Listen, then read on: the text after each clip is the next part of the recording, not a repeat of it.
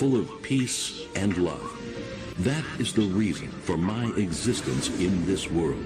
The infinite peace I felt as I rode piggyback on the broad back of my father during my childhood.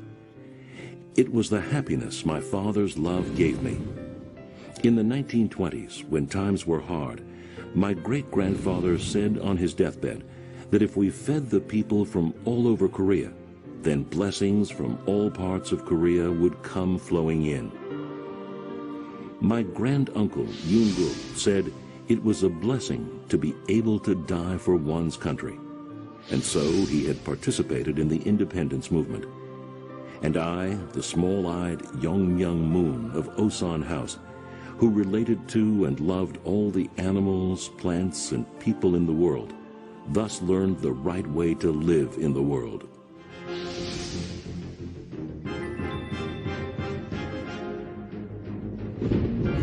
Finally, after I offered fervent prayers on matters of life and death, Jesus reached out his hand to me. He asked me to undertake a special mission in this world because God was in sorrow due to humanity's suffering.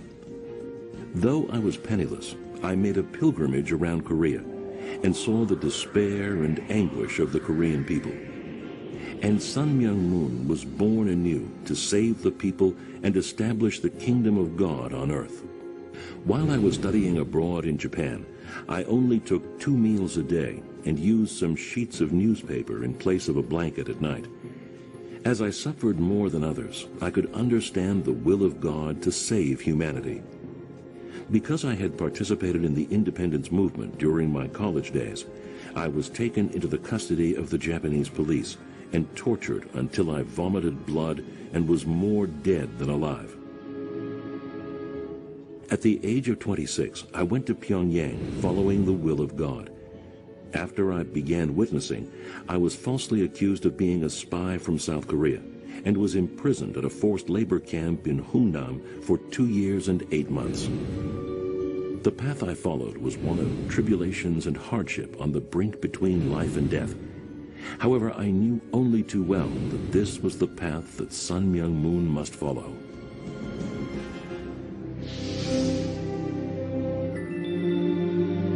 The number of my followers increased explosively.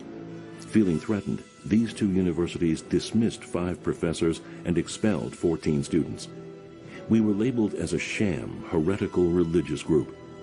I was imprisoned in Sorimun prison under false charges of having broken the military service law, but 3 months later was found innocent and discharged.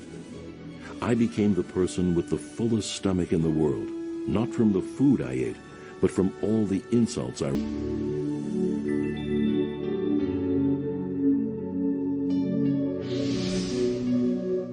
The family is the base camp for world peace.